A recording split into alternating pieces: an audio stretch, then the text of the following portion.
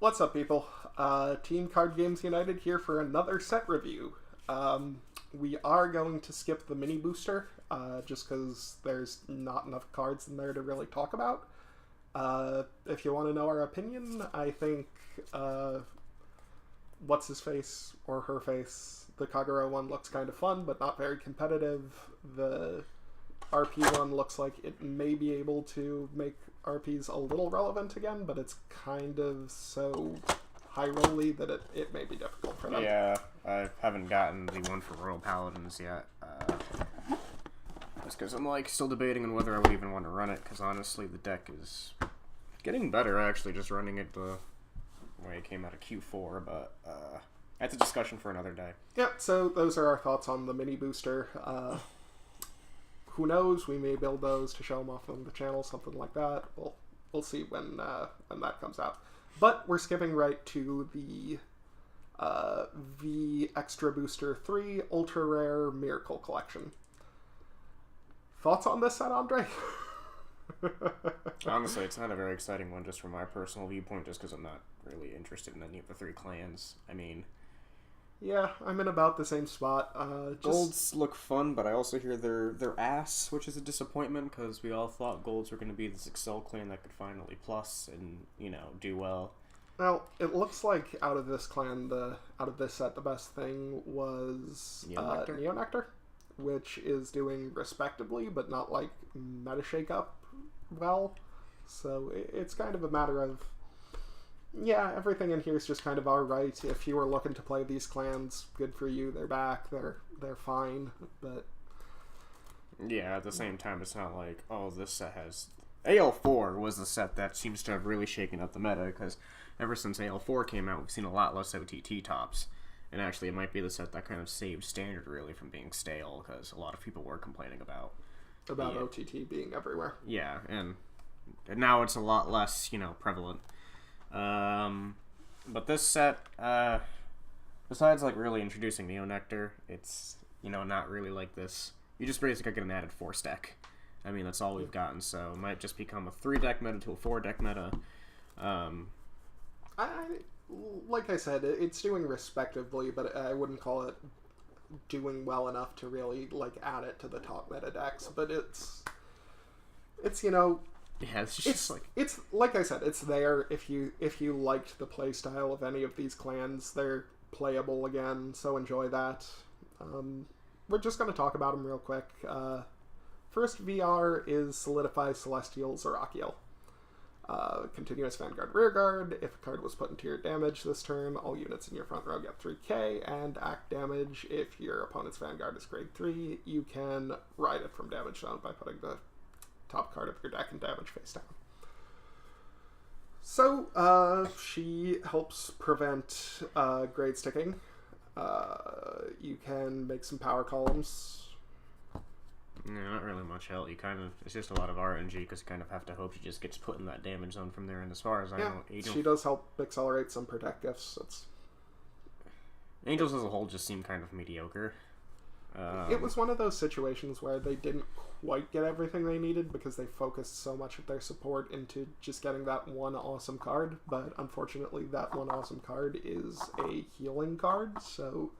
Kind of reminds me of Dark Regular support, actually, where, you get one good card and then just the rest of your support is ass. I mean... Well, the problem with Dark Regulars is that all the cards are good, but you need so many stars to align to get to where you want to be. This is sort of the opposite thing, where the only thing that gets you where you want to be is the grade 3, and everything else is just sort of sitting in your deck doing nothing. Yeah, I think people are more hyped for what Angels could be doing in Premium. Yeah. Just because of Gizeh, but... I think that's probably another reason that this didn't get as much support as maybe you wanted, because Angel Feather Geese is still a big thing, so they couldn't overpower it too much. That in mind, I'm giving Zerakiel a 2 out of 5. Yeah, same here. I mean, I think it'll probably take another round of support for the deck to probably let her shine. Yeah. As of right now, it just seems like Angel Feather... I think she's a fine card on her own, but it's just a little less than you would have wanted.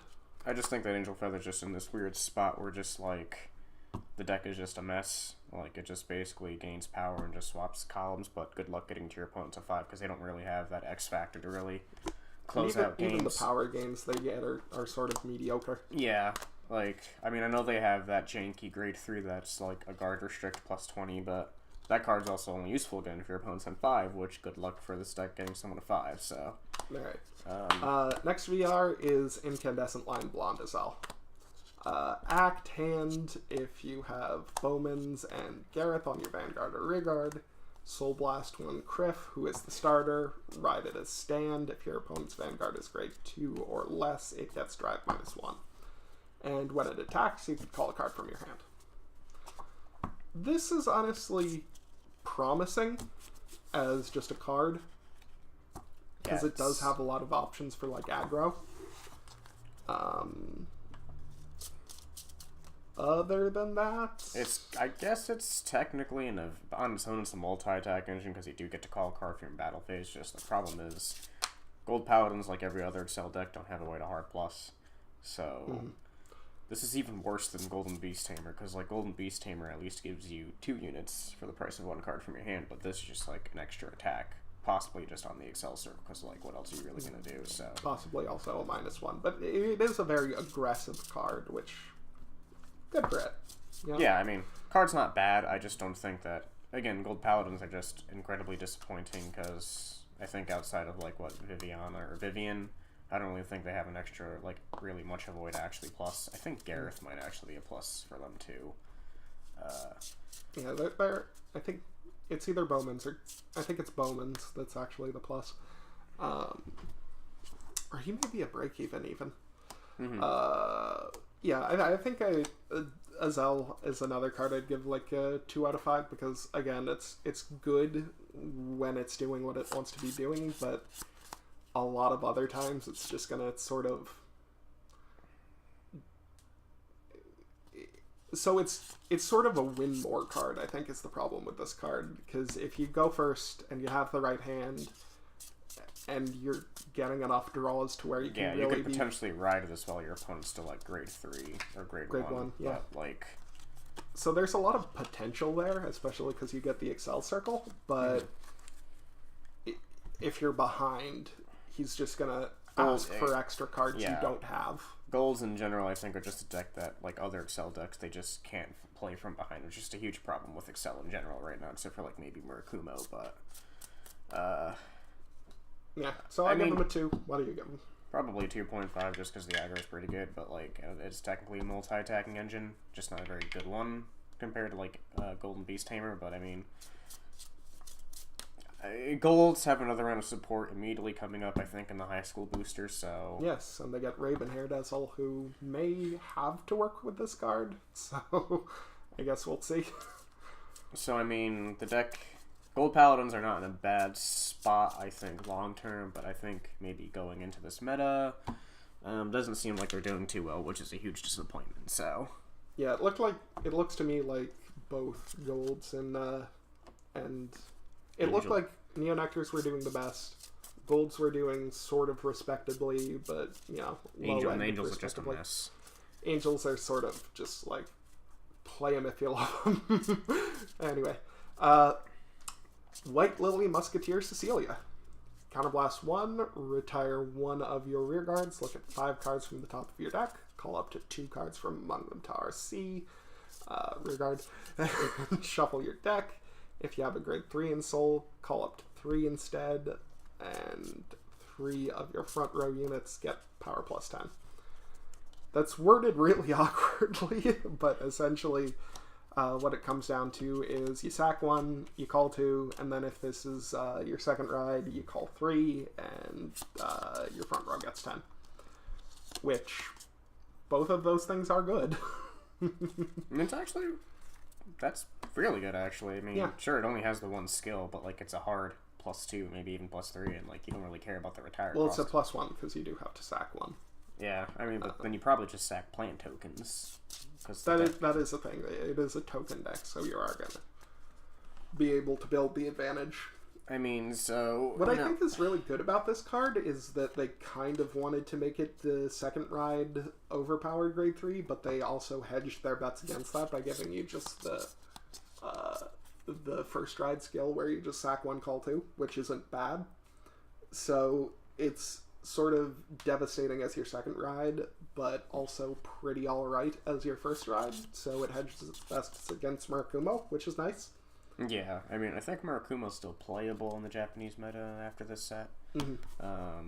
But Neo Nectar probably, I don't know if I would call them like this meta-defining deck, but they're definitely going to do well, I think.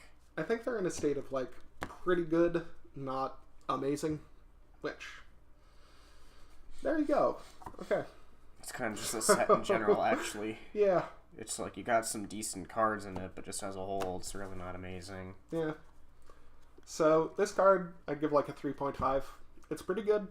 I'd give it a 3.5 too. I mean, it's not really diverse in terms of its skill set, but I mean, it does what you need it to do. Yeah. Well, moving on to the triple R's and below. Metatron, who gives you a free heal, which is insane. Yeah. People are already loving this card in Premium just because you could be like, oh, ride Metatron, protect, heal. Oh, I'm at 3 damage. Oh, swap the protect gifts in there, get more heals. Like, yeah. And she unflips her own counterblast, which is just absolutely insane. The only downside to her is she has to be your second ride, which, considering Zerakiel boosts her own ride consistency by having the damage condition, it's pretty much a non-issue. Like, if this card were the VR, I'd give it a 4.5. Just so, as a triple R, it gets a 6 out of 5. Yeah, this is just like an amazing card in general. Probably the only things making Angel Other not a complete, mess. But... Yeah, that was the whole thing. They put absolutely everything on, and you call the card from damage instead of healing it as well. So that's... Yeah. Best triple R in the set. Maybe one of the best triple R's, period. This was sort of their Soul Saver Dragon, which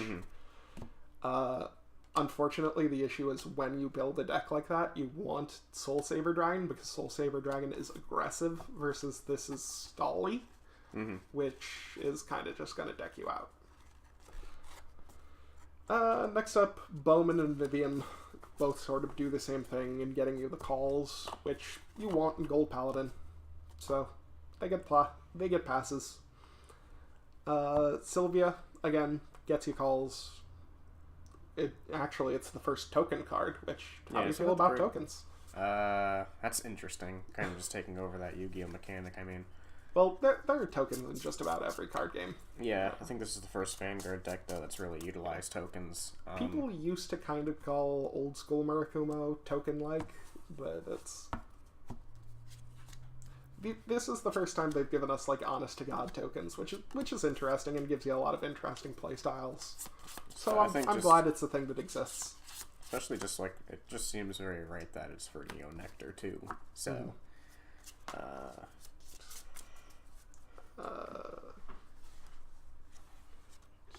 think the grade 2 triple R they also got is another token caller. Yep, I think most of them are.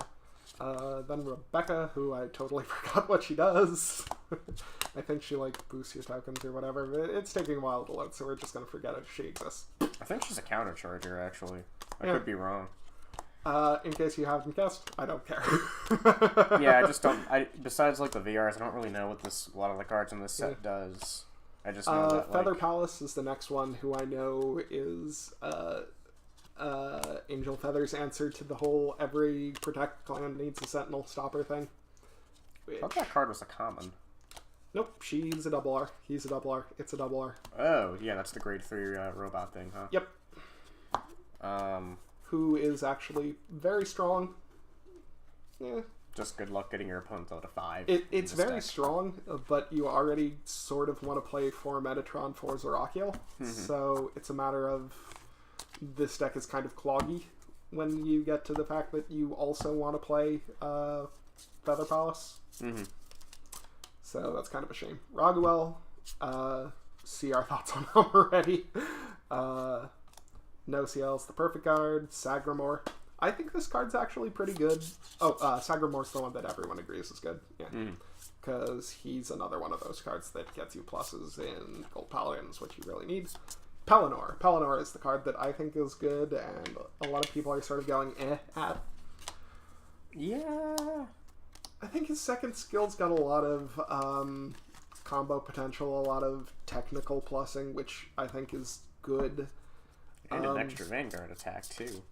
That's the first skill, the extra Vanguard attack, which is also technical plussing. So it's a very technical card, which Gold Paladin was sort of shaping up to be just pure aggro, so the technical card is sort of out of left field, but, you know, if that's your playstyle, I like it. I mean, if I end up building golds, which is probably going to be the most likely clan I build from this set if I do invest in it, I'd probably run 4 Pelennors, but, I mean, that's just... I think most people prefer the Sagramore, and I think that's the more competitive build. If it were me, I might just, you know, do budget golds with Pelennor and Sagramore, which would be interesting. Maiden of the Trailing Rose, forgot what she does. Mirka, forgot what she does. And so then you just get down into the R's, where not a lot of them is very interesting, other than there's the common Neo Nectar Grade 3, which doubles your tokens and then doubles the power, or adds 5k power for every token. No, it's not the tomato. The tomato calls 2 tokens, and then you can sack 2 tokens to draw a card. So yeah, Neo Nectar got a lot of interesting low rarity stuff. It's sort of the saving grace of this set. A lot of the low rarity stuff is still quite playable. So if you want to build budget out of this, it's totally doable. Maiden Pure Splash is the card I was talking about. Other than that, you know, this set just doesn't have a lot going for it, to be honest. I think I'm going to have to give it like a 50, just because it doesn't challenge the meta. Everything it has is pretty boring. The playstyles aren't all that diverse. Golds are a disappointment. Sorry, Ryan. Yeah, golds need plussing, which they don't quite have yet, unfortunately. It kind of just seems more of just like those filler sets that Boucher probably just put in just to quickly release all the clans, to be honest. Also, boobs sell, which... Yeah, I mean, Answer of Truth is probably, from the reveals we've seen so far, is looking to shake up a little better than this set. I am very excited for Answer of Truth because it has Great Nature in it, and I love me some Great Nature. I might actually play Great Nature from that set too, so maybe it just would make sense just to skip out on this set for me personally. Just, yeah, I am skipping this set, which is why I'm giving it a failing grade.